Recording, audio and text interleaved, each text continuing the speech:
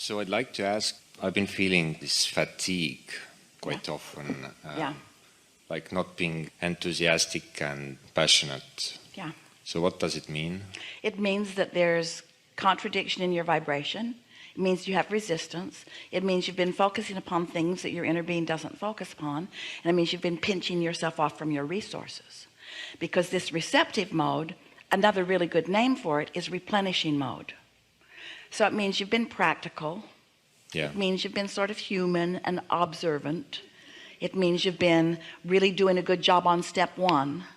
But you can give that up for a while because you've got enough in your vortex to keep you busy for 20 or 30 lifetimes. Okay. So how to better understand it when I'm feeling it again, like I don't feel like doing anything or just sleeping and see, that's the thing that's interesting. When the momentum of resistance is strong, maybe you've been worrying about things, maybe you've been pushing against things. Oh yeah. And those things are active within you. So even though your inner being is calling you, you're not able to go because of your vibration. So it really is like this. So here's your vortex and your inner being calling you toward it, because that's where everything that you want is. You put it there. And your inner being is standing there with it, calling you toward it. And when you don't go, when your thoughts are calling you literally away from it, have you ever experienced a literal tug of war where there are 5 of you on one end of a big rope and 5 of you on the other end of a big rope? If you are equally matched, it is exhausting. It's exhausting. You just can't keep that up. Pretty soon you want a nap. And so that's sort of what's going on. And so the good news is you wouldn't be exhausted if your inner being weren't calling you, because if your inner being weren't calling you, there'd be no struggle. So it's about letting go of the struggle. It's about letting go of what's bothering you, which isn't an easy thing to do. That's the reason that we were talking about meditation, because meditation will help you let go of the struggle. In fact, quiet in your mind. We've been telling our friends this for quite a long time. We teach meditation because it's easier to teach you to have no thought than to have pure positive thought, because you can't change a negative thought to a positive thought all at once, but you can quiet your mind if you care about it. What's bothering you? Many things, like hundreds of things. Yeah. So we have some questions for you. Yeah. Have you been listening to us for a while, or is this... Yeah, a few years. Do you accept that when you're bothered by something, that you're automatically asking for something, for an improvement? Yeah. And do you believe that you've been asking, and do you believe that the asking is strong? Do you believe that your inner being really knows what you want and is on it and is calling you? So we want to ask you, all of you really, because you're not so different from almost everyone. Esther was watching television the other day. She was watching politics. And then she felt like she was going to die. She felt lifeless in her body, and she actually thought that she might want to die. And then she began to laugh, and she was all alone while she was having this experience. And she held out her hand as if it was a little cup full of poison, and she just kept touching.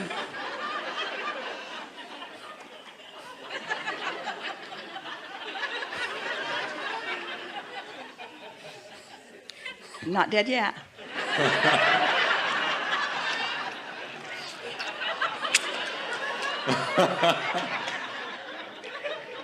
Because she knows that when she focuses upon things that she cannot do anything about and feels the injustice of them and feels empathy for those who are feeling the discomfort of them, that she has put herself in a powerless place, so much so that she really was feeling lifeless. Now, fortunately, Esther knows. She knows that she can meditate.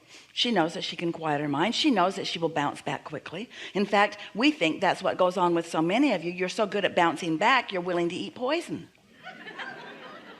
But what we want you to understand is life is supposed to feel good to you.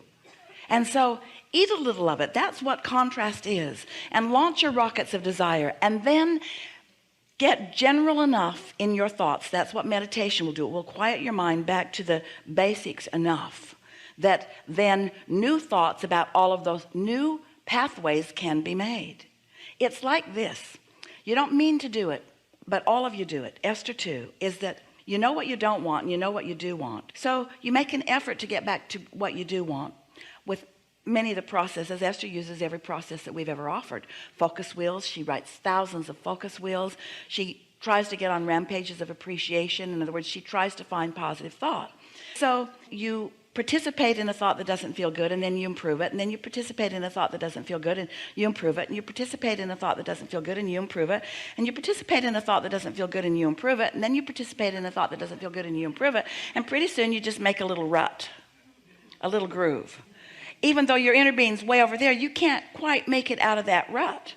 It's like you've got a leash that you only let yourself out a little ways on it before you jerk yourself back.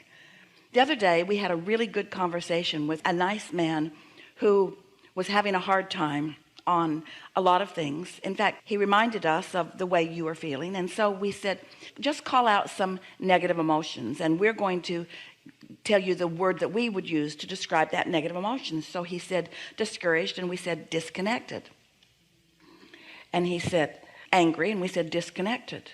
And every word that he offered, we said disconnected, because it's all the same thing. Doesn't matter what word you use, it's disconnected from who you are. It's not receiving, it's not replenishing, it's too much poison. So then later in the conversation, we were talking about what the remedy is. What is the remedy when you're discouraged? Meditation. What's the remedy for when you're angry? Meditation. When somebody encouraged Jerry and Esther in 1984 to meditate, they left that place saying to each other, meditation is so weird. Jerry said, we're business people. I like practical things.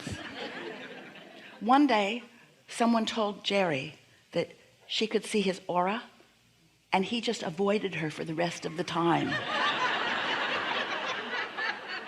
Because that stuff doesn't seem practical. Here I am in the real world with things to do and places to go and people to see and so on. And you've been trained to be objective in the way the pros and the cons and the pluses and the minuses. And it feels logical to observe.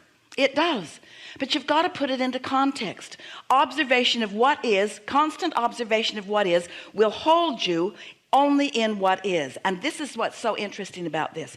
As you have been observing what is and launching a rocket, and observing what is and launching a rocket, and observing what is and launching a rocket, and here's your inner being over here with all of these rockets calling you over here. But when you keep observing only what is and you don't go, it is exhausting. You got to go, which means you've got to find some way of letting go of what is. And you don't have to let go of what is all day long. Don't do that. Go where you need to go. Keep eating, feeding your children, go to work, earn money, all of that stuff. Don't take long naps. Do take long naps, but not long naps. But find a way to quiet your mind enough that you can begin to let some of what you've been asking for come in. And it is our promise to you. You see, it feels like I'm going to need the money before I feel better, or I'm going to need the relationship before I feel better, or I'm going to need to be recognized at work or have more respect before I can really feel good. But that isn't true. You just need a little satisfaction. You just need a little satisfaction, and then a little more, and then a little more, and then a little more. So if you would let your new intention be, I'm just going to get ready to get ready. I don't need the full manifestation. I just want to get a little more ready for it, and then a little more ready for it. It is our promise to you that the depression will lift, and the lethargy will lift, and the tiredness will lift way before the manifestation comes, because it's not the absence of the manifestation that's making you feel that way. It's the thought process that's keeping you from your true thought power. It's the not letting the thought energy flow through you. The thought energy, once you let it start flowing through you, will give you every manifestation in the world that you've ever asked for. But you're not ready for all of them right now, you see. Oh, it's so nice. But you have to accept a few things. You have to accept that you're vibrational. You do. You have to accept that the whole universe is. You have to accept that law of attraction abounds. You have to accept that your inner being is standing where everything you want is and is calling you toward it. You have to accept that things are working out for you. We're asking you to give up some prejudices that you've been using against yourself for a very long time. And we know some people just think that's just crazy talk. Don't look at what's around me and get off in some la land. Yeah, that's a good place off there, and focus. We understand how crazy it might seem to a very practical minded person, but you ask us a question and we gave you an answer. You've got to hook back up to your power. And here's the thing, the power never went away. It never went away. It's always ready for you to be ready. You've just got to get yourself in the vicinity of it. First time Esther sat to meditate, she'd never meditated before. She counted her breathing and she felt detachment right away. And she liked it so much she wanted to keep doing it. Well, they set a timer for 15 minutes and right away she felt that. And she said, let's do it again. So they set the timer for 15 more minutes. And Jerry's saying, oh, here we go. Because Esther does tend to be all or nothing, as you may have noticed. We know that you accept the vibrational basis of the universe. But the piece that most don't understand is the power that your inner being has. The importance that your inner being has in the way you feel. Your inner being is not calling you to anything that life hasn't caused you to ask for. So it's not like you're a puppet on a string. If we were translating for your inner being precisely, your inner being would be saying, all through your life, you've been sorting and sifting and you've been making requests, and we know every single one of them. And they're all lined up here, and many of them have dovetailed together. And they have gathered such a current, a force of nature, a vibrational frequency that you're not ready for it yet. It's too big. It started before you were even born. You've added to it every day since, and you've got to find some way of acclimating to this, because you're just going to bounce off of it right now. You try to approach it, you're not ready any more than you could set your radio dial on 98.7 and listen to what's being broadcast on 101. The frequencies have to match up. So meditation will help you to sync your frequencies. And once your frequencies are synced, not very important things will bring you satisfaction. But if you're focused upon the satisfaction feeling, if satisfaction is what you're going for, not an instant remedy, but satisfaction, and then you do it tomorrow and then the next day, it won't be more than a few days before, first of all, you're going to feel way better. And then significant ideas will begin to flow to you and you'll be off and running. We're not kidding you even a little bit.